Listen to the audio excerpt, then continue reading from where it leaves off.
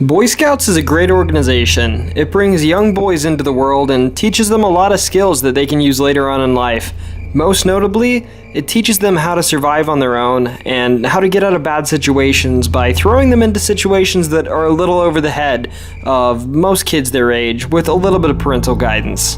Tonight, I'm going to be reading off 2 stories about scary situations where Boy Scouts got a little bit too over their head.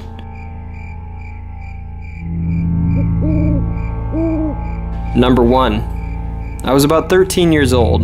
At this point, I was about the average age of the scouts in our troop. We were going camping in Tennessee, in the Old South Fork area. This was the first time we had camped in an area that had bears. A lot of the others were scared because of this, but more than anything, I was just excited. I wanted to see a bear with my own eyes. I'd grown up in a suburb of Nashville, so I hadn't been exposed to much wildlife at that point. When we got to the fork, we parked and we hiked to the campsite for a few hours. Upon getting there, it was midday, and we spent most of the day relaxing and acquainting ourselves with the area. At sunset, we tied all our food and belongings up into the trees to keep them out of reach of any bears that might wander by, and we sat around the fire telling scary stories. This was the usual procedure for our monthly camping trips. After the scary stories and the campfire shenanigans were over, we all went to our tents to get some rest. This is where the normalcy ended, though. I fell asleep rather quickly, as we'd all gotten up early and had been exercising all day. But I woke up to the movements outside of the tent around 2 a.m., according to my phone. I looked over to see that my tent mate was still asleep. I didn't feel like waking him up on just the hunch that there might be a bear outside.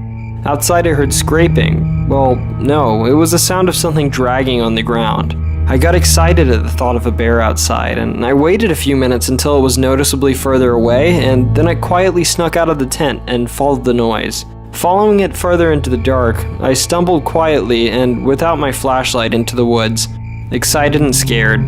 After a few minutes though, the sounds of dragging faded, and I caught the bear finally. I saw it.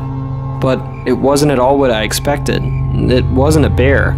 It was a man, standing in a clearing with faint moonlight illuminating him. Was this one of the Scoutmasters, I thought? I half expected that I'd just stumbled upon someone taking a crap and I felt like a real dweeb, but then I remembered the dragging sound. The man got down for a second and started rustling around, and then he came up with a shovel. Oh shoot, I thought as I looked down at what he was dragging. Was this guy about to bury a body? Immediately, I took off running back to the camp, not caring about making noises at this point. Behind me, I heard footsteps quickly gaining on me. I started to yell for help at this point, hoping someone at camp would hear me and wake up. Of course, when I began to yell, the man pursuing lost interest and stopped chasing me and ran the other direction. When I got back to camp, some of the Scoutmasters had been woken up already by my yelling and were waiting on me. Some of them had also heard the dragging noises, but didn't bother to pursue the man after they saw him outside of the tent.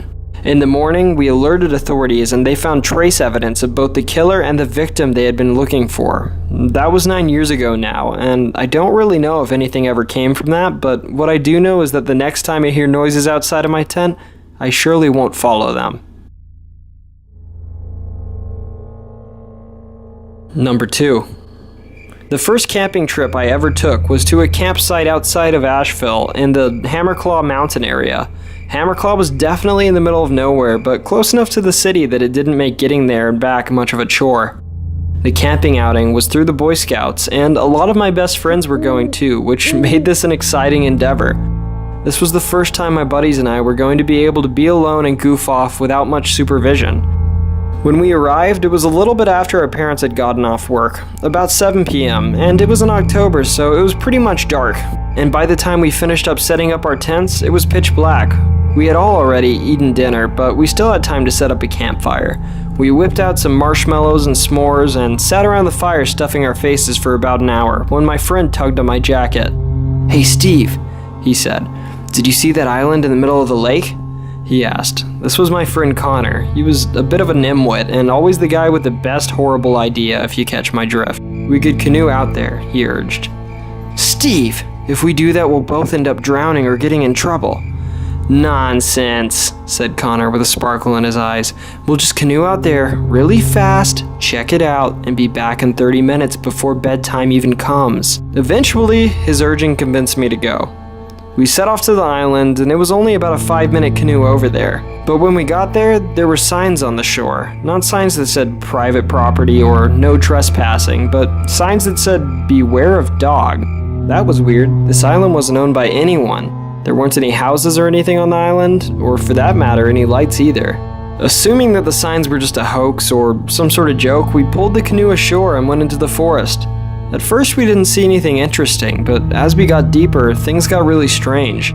There were fire pits everywhere. Literally, every 15 feet we'd see another one in almost any direction. And then we saw a bit of a light.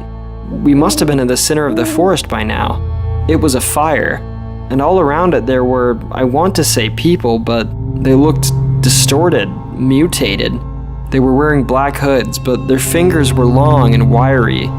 And then one of them turned around and yelled, "Them! They can't be here!" Connor and I screamed. We rushed back to shore, back to the canoe, we threw it in the water, and we paddled back to shore as fast as we could, the entire time looking behind us to make sure we weren't being followed. We didn't tell anyone about what happened when we got back, and shortly after we got into our tents and we went to bed.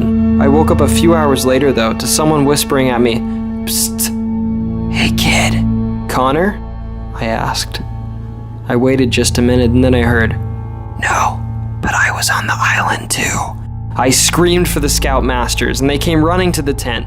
I heard whoever was outside of the tent bolt back into the woods. I told everyone what happened then, and Connor and I got in a lot of trouble, but we didn't really care.